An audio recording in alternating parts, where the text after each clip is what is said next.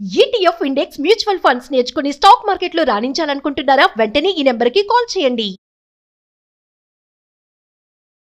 Hi hello నమస్తే, welcome back to Suman TV. ప్రస్తుతం మనతో పాటు ఉన్నారు స్టాక్ మార్కెట్ అనలిస్ట్ సుందరామరెడ్డి గారు.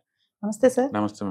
సార్, ఇటీవల కాలంలో చూసుకుంటే ఎక్కువ డిమాండ్ కేటగిరీలో ఉన్న మల్టీ అసెట్ ఫండ్స్ అంటే ఏం చెప్తారు సార్? ఈ మధ్య కాలంలో అంటే మార్కెట్ ఎప్పుడైతే too much volatility, too much drawdowns ఉన్న టైంలో ఆటోమేటిక్ గా హ్యూజ్ డిమాండ్ ఉన్న ఫండ్స్ ఏంటంటే మల్టీ అసెట్స్ ఫండ్ అనమాట.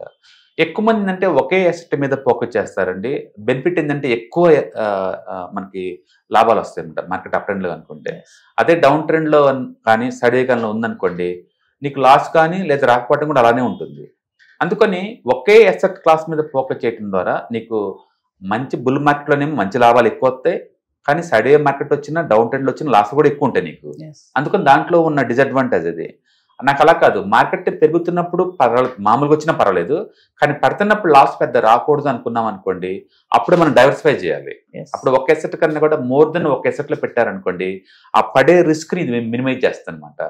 అందుకని ఎవరికైనా డౌన్ సైడ్ తక్కువ రిస్క్ ఉండాలి అనుకున్న వాళ్ళందరికీ బెస్ట్ ఎసెట్ ఏంటంటే ఒక ఎసెట్లో పెట్టకుండా 2-3 ఎసెట్లో పెట్టడం బెటర్ అనమాట. ఈ మల్టీ ఎసెట్ అంటే మోర్ దెన్ ఒక ఎసెట్లో పెడతాను అనమాట. ఇక్కడ ఏంటంటే మినిమం 10% 3 ఎసెట్లో పెట్టాలి కనీసం. మల్టీ ఎసెట్లో అంటే మినిమం 10% పెట్టాలి. ఈచ్ ఎసెట్లో 3 రకాల ఎసెట్లో పెట్టాలి. Equity, debt funds like bonds, commodity like gold, silver, ఇట్లా రియల్ ఎస్టేట్, ఇట్లా వీటిలోంచి మినిమం 3 తీసుకోవాలి వాళ్ళు. ఓకే, మ్యాక్సిమం ఎంత అని పెట్టుకోవచ్చు అనమాట. అట్లా వాళ్ళు ఖచ్చితంగా డైవర్సిఫై చేయాలి.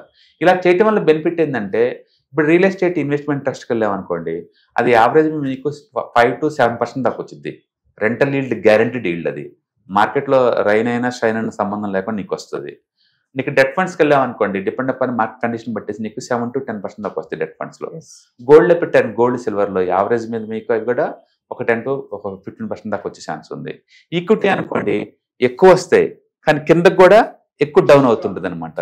అందుకని అన్ని అసెట్లు మనం కలిపామనుకోండి, ఆటోమేటిక్ గా వచ్చే అమౌంట్ తగ్గిద్ది, కింద పోయే అమౌంట్ కూడా తగ్గిద్ది కదా. స్టాక్ మార్కెట్ అంటే ఎక్కువ మంది భయపడేది కింద పడిద్దని భయం అనమాట.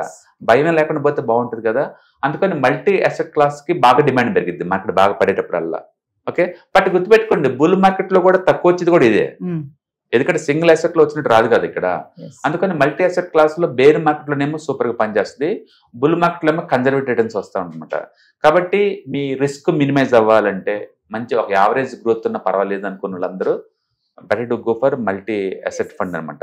మీరు కనుక ఇప్పుడు స్టడీ చేస్తే September 27th నుంచి మార్కెట్ పట్టడం స్టార్ట్ అయింది. అండ్ ఇప్పుడు ఈ రోజు వరకు అప్ అండ్ డౌన్ పడుతూనే ఉంది, టూ మచ్ పడుతూనే ఉంది. నిఫ్టీ లిటరల్లీ 8% దాకా డౌన్ అయింది నిఫ్టీ. కొన్ని స్టాక్స్ అయితే 60 to 70% డ్రాప్ అయినాయి. పర్టికులర్గా PSU స్టాక్స్ కానీ, లేదా రైల్వే స్టాక్స్ కానీ, డిఫెన్స్ స్టాక్స్ కానీ టూ మచ్గా డౌన్ అయినాయి ఈ 2 months లోనే. ఓకే, అదే కనుక ఈ మల్టీ అసెట్ ఫండ్స్ కనుక మీరు చూసారనుకోండి, ఇవి డ్రాప్ అయింది 2 to 5%. 2 to 5% అంటే ఊహించుకోండి, అంటే లిటరల్లీ పెద్ద పడలేదు. అంటే మార్కెట్లో ఉండి కూడా మార్కెట్కి ఎఫెక్ట్ అవ్వకుండా ఉండొచ్చు అనమాట. ఇక్కడ నీకు కొన్ని ఫండ్స్ లిస్ట్ పంపిస్తాను, ఒకసారి చూసుకోండి. అండ్ ఎంత తక్కువ పడి అంటే ఆశ్చర్యం అనిపిస్తుంది మనకి. లైక్ అటలైజ్ మల్టీ అసెట్ అలొకేషన్ ఫండ్ అసలు పడలేదండి, మార్కెట్ పడలే. మార్కెట్లో ఉండి కూడా వీళ్ళు లాస్ అవ్వలేదు. రెండోది వైట్ ఓక్ క్యాపిటల్ మల్టీ అసెట్ ఫండ్ అండి, అది కూడా పెద్ద పడలేదు. And menu life multi asset fund అయితే 1% డౌన్ అయింది. SBI మల్టీ అసెట్ ఫండ్ అయితే 1% డౌన్ అయింది. ఊహించండి, ఇంత పెద్ద మార్కెట్ డౌన్ లో ఇది 1% కూడా పడలేదు. ఈ రోజు ట్రెండ్ రిజల్ట్స్ అనుకున్నంత బాగలేవు అని చెప్పేసి 9% పడగొట్టారు. నిన్న రేమండ్ లైఫ్ స్టైల్ రిజల్ట్ బాగాలేదని చెప్పేసి 7% పడగొట్టారు. అంటే ఏదో ఒక రీజన్ తోటి 6లు 10లు సింగిల్ డేకే పడుతున్న ఈ స్టాక్ మార్కెట్ లో ఉండి కూడా అసలు లాస్ పెద్దగా అవ్వకుండా తప్పించుకోవటం అద్భుతమైన విషయం. అందుకని ఈ మల్టీ అసెట్ ఫండ్స్ అనేది రిస్క్ బేర్ చేయడం బాగుంటుంది, లేదా రిటైర్మెంట్ దగ్గరలో ఉన్న బాగుంటేవి. మొత్తానికి అగ్రెసివ్ లేకుండా కన్జర్వేటివ్ ఉన్న ఇన్వెస్టర్లందరికీ కూడా ఈ మల్టీ అసెట్ ఫండ్స్ బాగుంటాయి అనమాట. కాబట్టి ఎవరికన్నా స్టాక్ మార్కెట్లో ఉండి కూడా టూ మచ్గా ప్యానిక్ అవుతున్నారు, లేదా డౌన్ సైడ్ ఉంటుంది మీరు అనుకుంటే కనుక కొంత అమౌంట్ని మల్టీ అసెట్ ఫండ్లో పెట్టడం బెటర్ అనమాట. అయితే ఇది వేరు, బ్యాలెన్స్ ఫండ్స్ వేరు. బ్యాలెన్స్ ఫండ్స్ అంటే ఏంటంటే మార్కెట్ కండిషన్ బట్టేసి వాళ్ళు డెట్ లేదా ఈక్విటీ మధ్య షిఫ్ట్ చేస్తూ ఉంటారు. ఇది అట్లా కాదు, ఇది డిఫరెంట్ అసెట్స్ కి డైవర్సిఫై చేస్తారు ఇక్కడ.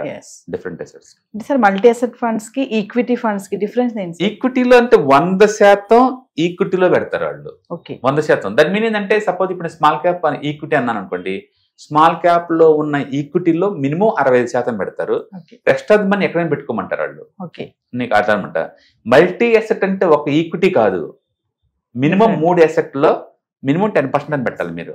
మీకు ఎన్ని అసెట్లు అని చూసుకోవచ్చు మీరు. ఓకే, వాళ్ళు మార్కెట్ కండిషన్ బట్టేసి ఈక్విటీ బాగా పడుతుంది అనిపించింది అనుకోండి, ఈక్విటీలో 10 పెడతారు, మిగతా వాటిలో పెట్టేస్తారు రిమైనింగ్ అమౌంట్. డౌన్ ట్రెండ్ అంటే ఎక్కువ శాతం ఈక్విటీ కొంటే కానీ వేరే అసెట్లు ఆ రేంజ్ లో ఉండవండి. అందుకని వాళ్ళు బ్యాలెన్స్ చేస్తారు రిస్క్ ని. మల్టీ అసెట్ ఫండ్స్ లో పెడితే మనకి ఏంటంటే రిటర్న్స్ అనేవి చాలా తక్కువ ఉంటాయి, కన్జర్వేటివ్ ఉంటాయి. బట్ ఆ డౌన్ సైడ్ రిస్క్ మాత్రం బాగా తగ్గుతుంది. Thank you. హాయ్, మీరు స్టాక్ మార్కెట్ కి కొత్త, లేదా మీరు మార్కెట్ లో ఉన్నా సరే మనీ మేక్ చేయడం టఫ్ గా ఉందా? అంటే స్టాక్ మార్కెట్ లో ఎన్ని సంవత్సరాలు ఉన్నా సరే ఇంకా బ్రేకింగ్ ఏం రావట్లేదా? లేదా మీరు పెద్ద మొత్తంలో స్టాక్ మార్కెట్ లో మెయింటైన్ చేయాలనుకున్నారా? మీ పొజిషన్ ఏదైనా అయి ఉండొచ్చు. స్టాక్ మార్కెట్ లో కనుక లాంగ్ టర్మ్ లో మనీ మేక్ చేసుకోవాలనుకుంటే షార్టెస్ట్ పాసిబుల్ వే అంటే ETFs, index funds, mutual funds ద్వారా లిటిల్ బిట్ ఈజీగా ఉంటుందన్నమాట. కాబట్టి మీకు ఎవరికైనా ఇంట్రెస్ట్ ఉందంటే ETFs, index funds and mutual funds నేర్చుకోవడానికి ఇది బెస్ట్ పాసిబుల్ వే ఏంటంటే ETFs, index funds and mutual fund course. ఇది ఎవ్రీ మంత్ వీకెండ్స్ లో సాటర్డే, సండే, మండే ఇలా 3 రోజుల్లో daily 2 hours, totally 6 hours programme ద్వారా నేర్పడుతుంది. ఇంట్రెస్ట్ ఉన్న పార్టిసిపెంట్స్ కింద స్క్రోల్ అవుతున్న నెంబర్స్ ని కాల్ చేయడం ద్వారా లేదా రిజిస్టర్ చేసుకోవడం ద్వారా మీ సీట్ ని బుక్ చేసుకోవచ్చు. Thank you.